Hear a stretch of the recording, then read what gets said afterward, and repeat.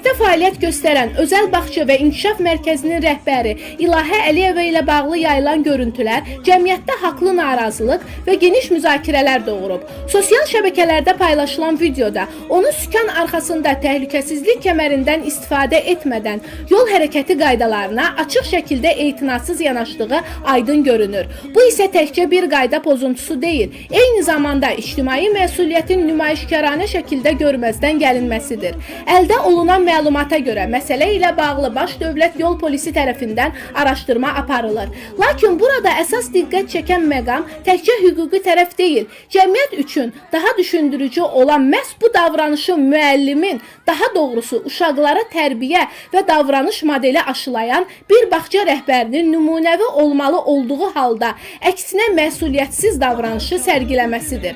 İlahə Əliyevanın mediaya verdiyi açıqlama isə vəziyyəti daha da ağırlaşdırır. O, baş verənləri əsaslandırmağa çalışaraq bildirir ki, hadisə faktiki olaraq məhəllə daxilində baş verib və məsafə qısa olub.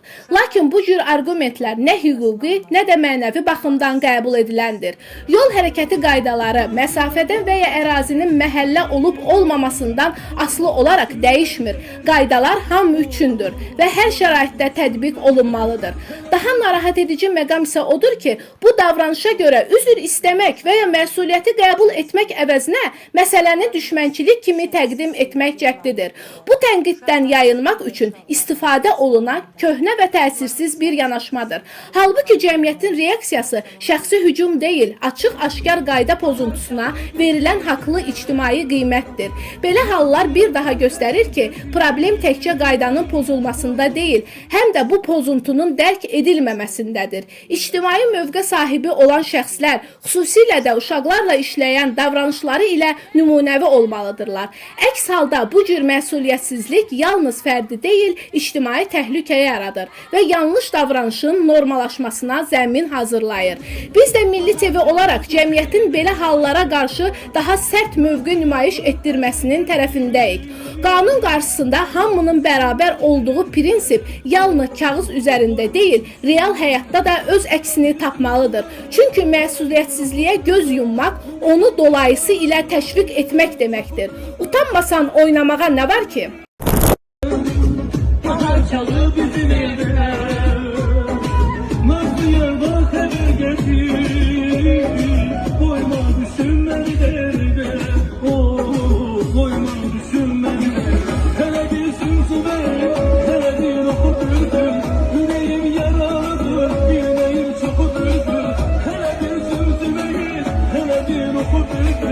Yüreğim yaralıdır, bilirsen akıdır.